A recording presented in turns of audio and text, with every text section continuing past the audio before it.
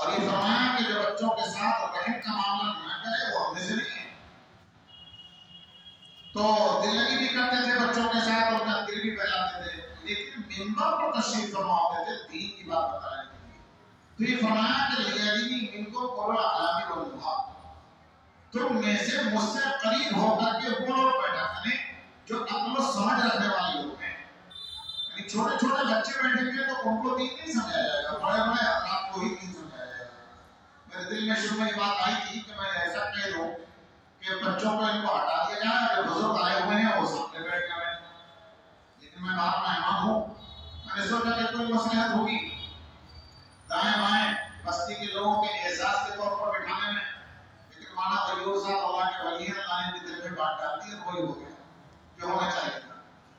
اللہ ان کے بارے میں برکت عطا فرمائے. دوسری بات، میں یہ دائیں طرف جو ہمارے بڑے عزیز اور طلبا بیٹھے ہوئے ہیں، میں ان سے کہوں حضرت مولانا محمد منصور نعمانی رحمۃ اللہ علیہ بہت بڑے بزرگ عالم دین گزرے ہیں. حضرت علامہ ورشاد کشمیر رحمۃ اللہ علیہ کے شاگرد تھے. آج کے بہت مشہور عالم دین ہیں حضرت مولانا خلیل الرحمن سجاد نعمانی، ان کے والد تھے، ان کے والد محترم دارالعلوم دیوبند کے رکن شورا تھے، بہت بڑے بزرگ عالم. انہوں نے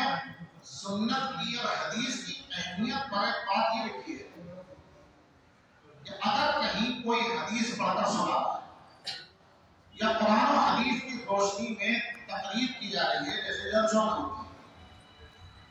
تو اس وقت سننے والوں کو دل میں دماغ میں یہ بات رکھنی چاہیے کہ یہ باتیں جو یہ مولانا ہم کو سنا رہے ہیں یا کوئی مقرر سنا رہا ہے یا کوئی امام صاحب جمعے کے دن منبر پر بیٹھ کر کے سنا رہے ہیں، یہ اپنی بات نہیں سنا رہے ہیں، نبی اکرم صلی اللہ علیہ وسلم کی زبان سے نکلی ہوئی باتیں سنا رہے ہیں. اور ہمیں ذہن میں یہ بات رکھنی چاہیے کہ ہماری بدقسمتی ہے کہ ہم کس زمانے میں پیدا ہوئے. اگر ہم نبی اکرم صلی اللہ علیہ وسلم کے زمانے میں پیدا ہوئے ہوتے اور براہ راست ہم نبی اکرم صلی اللہ علیہ وسلم کی زبان سے یہی باتیں سنتے جو ہم براہ راست نہیں سن رہے ہیں، لیکن انہی باتوں کو وارثین انبیاء اور علماء کرام کی زبانی سن رہے ہیں. اگر ہم ان باتوں کو براہ راست سنتے اور نبی اکرم صلی اللہ علیہ وسلم اپنی زبان مبارک سے ہمارے سامنے بیان کر رہے ہوتے اور ہم غور سے نہ سنتے، ہم بات کرتے، ہنستے، ٹھٹا کرتے، موبائل میں لگے رہتے، تو اللہ تبارک و تعالیٰ ہمارے بارے میں کیا حکم ہے. حضرت کے کہنے کا مقصد یہ ہے حضرت مولانا منصور نعمانی صاحب کہ نبی اکرم صلی اللہ علیہ وسلم کے زمانے میں جو منافقین تھے وہ نبی کی مجلس میں مسجد نبوی میں آ کر بیٹھتے تھے، اور جب نبی اکرم صلی اللہ علیہ وسلم دین کی گفتگو فرمایا کرتے تھے تو وہ آپس میں چیچے کرتے رہتے تھے، خلل ڈالتے تھے، مذاق اڑاتے تھے، ایک دوسرے سے ہنسی اور ٹھٹا کرتے تھے. اس طرح اشارہ ہے حضرت مولانا منصور صاحب کا کہ اگر ہم حدیث کی مجلس میں بیٹھ کر باتیں کریں، ٹھٹا کریں، موبائل سے کھیلیں، میسج بات کریں، تو اگر یہ ہم اس زمانے میں کرتے تو اللہ کا حکم لگاتے، یعنی اللہ تبارک و تعالیٰ کی طرف سے ہمیں منافق کہا جاتا ہے. اس شکل و صورت تو مومنوں جیسی ہے لیکن دل و دماغ مومنوں والے نہیں. یہ بات حضرت مولانا منصور صاحب فرماتے ہیں کہ ذہنوں میں ہمیں رکھنی چاہیے جب بھی کوئی دین کی بات بیان کی جائے. یہ بات مولانا منصور نعمانی نے اپنے ایک مضمون میں لکھی ہے. ہمارے علماء کرام یہاں موجود ہیں، ان کی وفات کے بعد جو الفرقان رسالہ کرتا ہے جس کے آپ کے مدیر مولانا خلیل الرحمن سجاد ہیں، ان کا خاص نمبر لے جاتا مولانا منصور نعمانی نمبر. ان کے اس مضمون کو اس رسالے میں بھی شامل کیا گیا ہے. وہ رسالہ بہت سے لوگوں پر ہے اور لکھتا ہے جو رفاقوں پر بھی جاتا ہے،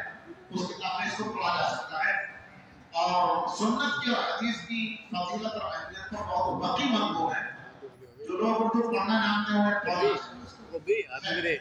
میں بات آگے بڑھاؤں. میں یہ کہہ رہا تھا کہ ملک شام کا طریقہ حدیث کے اندر نبی اکرم صلی اللہ علیہ وسلم نے بڑی کثرت سے بتایا، اسے خیر و برکت کی جگہ بتایا. اور نبی اکرم صلی اللہ علیہ وسلم نے اپنے زمانے میں خیر و برکت کی جگہ بتایا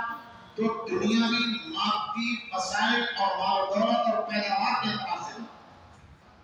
آپ ملک شام کی تاریخ کو پڑھ کر دیکھ لیں کہ سیریا ہے، اس کو سیریا کہا جاتا ہے، جو گئے ہیں ان سے معلومات کر لیں، باغات اور پھلوں کی کثرت اور پیداوار کی بہتات اور سرسبزی و شادابی اور نہروں کی کثرت جو وہاں ہے دنیا کی بہت کم خطوں کے اندر پائی جاتی ہے۔ علماء تو جانتے ہیں یہاں عوام موجود ہیں، میں ان کے علم میں لانے کے لیے ایک بات بتا دوں، مکہ مکرمہ سے 85-80 کلومیٹر کی دوری پر جو شہر طائف ہے، اور وہاں بھی باغات کی بڑی کثرت ہے اور بہت طرح طرح کے پھل ہوتے ہیں، ہرا بھرا علاقہ ہے، جبکہ 80 کلومیٹر کی دوری پر مکہ مکرمہ ہے۔ جو ہمارے بزرگ یا جوان حضرات جن کو اللہ نے حج کی توفیق دی ہے اور میں نصیب لے گئے مکہ مکرمہ نے دیکھا ہے، چکر میدان خشک پہاڑ ہے، نہ نہریں ہیں، نہ پانی کی بہتات ہے، نہ کوئی سرسبزی و شادابی ہے، نہ کھیتی باڑی ہے، اور 80 کلومیٹر دور پر ہوتے ہیں وہ شہر طائف ہے، وہاں عجیب کی بہار ہے۔ مفسرین نے لکھا ہے علماء نے کہ حضرت ابراہیم علیہ السلام نے جب خانہ کعبہ کو آباد کیا تھا، اپنی بیوی حضرت حاجرہ کو وہاں چھوڑ کر اور اپنے چھوٹے سے فرزند گود میں پلنے والے اور دودھ پیتے بیٹے حضرت اسماعیل علیہ السلام کو جب چھوڑ کر کے گئے تھے تو اللہ تبارک و تعالیٰ سے چند دعائیں کی تھی۔ ایک دعا کی تھی کہ اے اللہ میں اپنے اہلیہ کو اور اپنے بچے کو اپنے گھر والوں کو چھوڑ کر جا رہا ہوں، تو انہیں ہر قسم کا پھل دینا کھانے کے لیے، جبکہ وہاں دور دور تک کوئی کام نہیں، وہاں دور دور تک کوئی پیداوار نہیں، وہاں پہاڑی اور پتھریاں علاقہ ہے، لیکن حضرت ابراہیم علیہ السلام نے دعا کی، کئی دعائیں کی تھی۔ ایک دعا یہ کی تھی وَرْزُقْهُم مِّنَ الثَّمَرَاتِ، اے اللہ ان کو قسم قسم کے پھلوں کا رزق دیجیے۔ تو مفسرین لکھتے ہیں کہ اللہ تبارک و تعالیٰ نے حضرت جبرائیل علیہ السلام کو حکم دیا کہ طائف جس کا اس وقت نام طائف نہیں تھا کہ ملک شام کا ایک شہر پورا زمین سے اکھاڑو اور اندر سے زمین کی تہہ سے اسے اکھاڑ کر لے جا کر مکے کے قریب میں تھوڑے سے فاصلے پر رکھ دو، جس سے کہ مکے کا حلیہ بھی نہ بدلے، مکہ جھوٹا کنواں ہے اور مکے والوں کو پھلوں کی کثرت ہو جائے اور پھل آسانی کے ساتھ ملتے رہے۔ مفسرین لکھتے ہیں کہ ملک شام سے حضرت جبرائیل علیہ السلام نے ایک شہر کو اکھاڑا، اپنے بازوؤں پر اٹھایا اور ملک شام سے مکہ مکرمہ لے کر کے گئے اور مکہ مکرمہ لے جا کر کے خانہ کعبہ کا اس پورے شہر کو بازو میں لے کر طواف کرایا، پورے شہر کو خانہ کعبہ کا طواف کرایا، چکر لگوایا، 7 چکر لگائے، طواف ہوا جیسے کہ حجاج اور عمرہ کرنے والے ہر طواف کرتے ہیں، اور پھر طواف کرا کے 80-85 کلومیٹر کے 60 میل کے فاصلے پر، تقریباً 50 میل کے فاصلے پر اس شہر کو رکھ دیا اور وہاں پھلوں کی بہتات ہو گئی۔ حضرت ابراہیم علیہ السلام کی دعا اللہ تبارک و تعالیٰ نے اس طریقے سے قبول کی۔ اس کا شہر کا نام آج کل طائف ہے۔ طائف کے معنی طلبہ ہمارے علماء کو جانتے ہیں، طائف اس میں فاعل ہے عربی کے اعتبار سے، اور اس کے معنی ہی عربی میں ہے چکر لگانے والا، طواف کرنے والا۔ طواف کرنے والے آدمی کو طائف کہتے ہیں، چونکہ اس شہر کو طواف کروایا گیا تھا اس لیے بعد میں اس کا نام طائف پڑا ہے، ورنہ جب وہ ملک شام میں تھا تو اس کا نام طائف نہیں تھا، وہاں کے خطے کو اٹھا کر کے یہاں بہرحال میں کہہ رہا تھا کہ ملک شام کا تذکرہ حدیث کے اندر اللہ تبارک و تعالیٰ نے اللہ کے رسول صلی اللہ علیہ وسلم نے بڑی کثرت سے کیا ہے، روحانی اعتبار سے بھی بڑی کثرت سے کیا ہے، اس لیے کہ وہ سرزمین انبیاء ہے، بلکہ مدینے کے یہود تو نبی اکرم صلی اللہ علیہ وسلم پر اعتراض کیا کرتے تھے اور تانا زنی کیا کرتے تھے، اور مدینے کے یہود نبی اکرم صلی اللہ علیہ وسلم کی نبوت کا انکار کیا کرتے تھے، تو دلیل کے طور پر یہی کہا کرتے تھے کہ اگر آپ اللہ کے نبی ہیں، آپ سچے نبی ہیں، تو آپ یہاں کیا کر رہے ہیں مدینے کے اندر؟ انبیاء کی زمین اور انبیاء کا علاقہ اور انبیاء کا خطہ تو بیت المقدس اور ملک شام ہے، آپ یہاں سے ملک شام چلے گئے، وہاں جا کر رہے وہ انبیاء کا علاقہ ہے، آپ یہاں کیا کر رہے ہیں؟ قرآن کریم کے اندر تنبیہ کی گئی کہ اللہ کے رسول صلی اللہ علیہ وسلم سے کہ محمد اگر آپ ان کی بات مان لیتے اور آپ ملک شام ہجرت کر کے چلے جاتے اور ان کی بات آپ صحیح سمجھ لیتے کہ چونکہ میں بھی نبی ہوں اور انبیاء کا علاقہ تو وہ ہے تو مجھے بھی وہاں جانا چاہیے، تو آپ تو گمراہ ہو جاتے۔ نبی اکرم صلی اللہ علیہ وسلم سے یہ کہا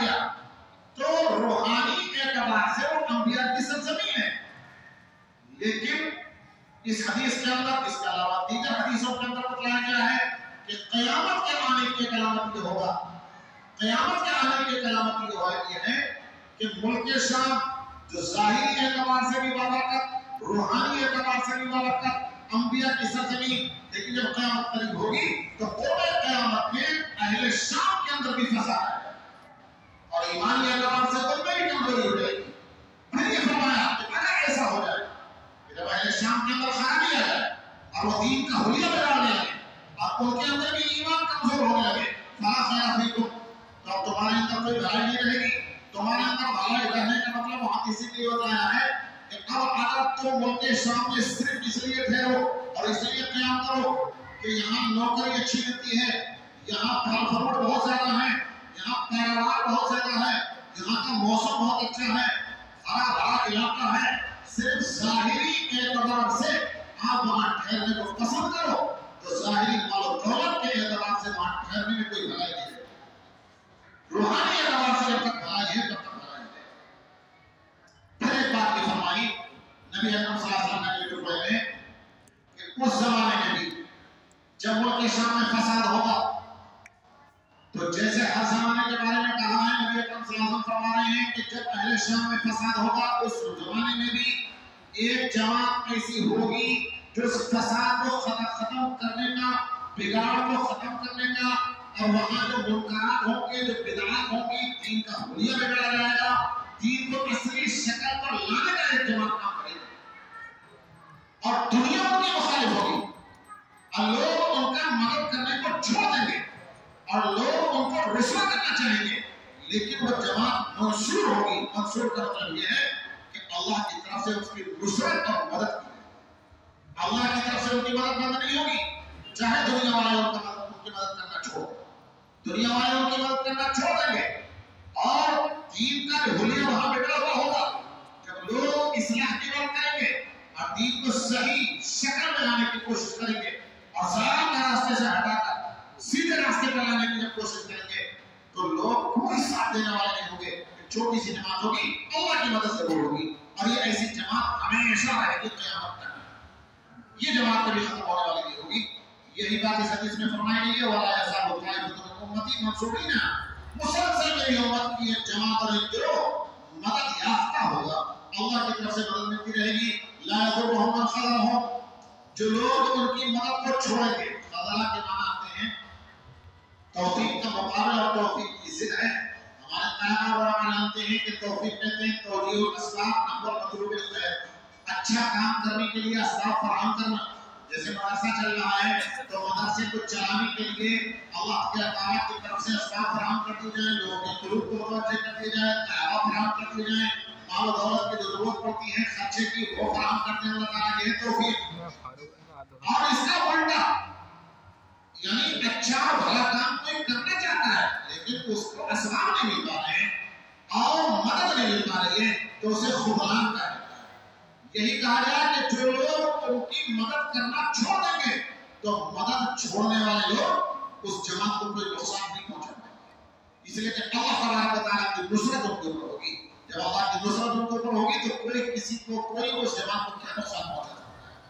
کوئی نقصان نہیں پہنچا پائے گا تب تک تقوم الساعہ، یہاں تک کہ قیامت قائم ہو جائے گی۔ یعنی قیامت کے قریب ایسے حالات ہوں گے اور پھر قیامت واقع ہو جائے گی۔ میں اپنے طلباء حدیث سے ایک بات بتلا دوں، یہ جو کہا جا رہا ہے حتی تقوم الساعہ، یہاں تک کہ قیامت قائم ہو جائے گی جب تک وہ جماعت کام کرتی رہے گی۔ ایسا نہیں ہے کہ جب تک وہ جماعت کام کرتی رہے گی تب قیامت واقع ہوگی، نہیں،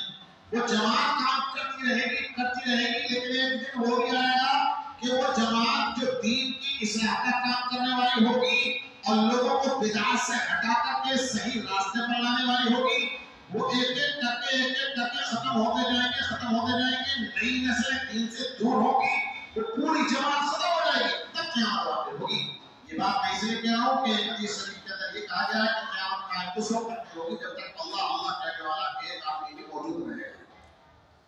میں اپنے طلباء کے لیے اصطلاحی اعتبار سے یہ کہہ دوں کہ حدیث کی اصطلاح کے اعتبار سے میں تعارض کو ختم کرنا چاہتا ہوں۔ تو حدیثوں کے اندر تعارض محسوس ہوتا ہے، یہ حدیث کے لیے کہ ایک جماعت مسلسل کام کرتی رہے گی، اللہ کی مدد آتی رہے گی یہاں تک کہ قیامت قائم ہو جائے گی۔ دوسری حدیث یہ کہتی ہے کہ جب تک اللہ اللہ کہنے والے لوگ رہیں گے تب تک قیامت قائم نہیں ہوگی. تو دونوں حدیثوں میں ٹکراؤ ہے. اسی کو تعارض کہا جاتا ہے. حدیث متعارضہ نہیں کو کہا جاتا ہے. ان کے تعارض کو ختم کرنا چاہتا ہوں میں، اور میں یہ کہنا چاہتا ہوں کہ دونوں میں کوئی ٹکراؤ نہیں ہے. اصل قیامت کا وقوع جب ہوگا تو اللہ اللہ کہنے والا کوئی نہیں ہوگا.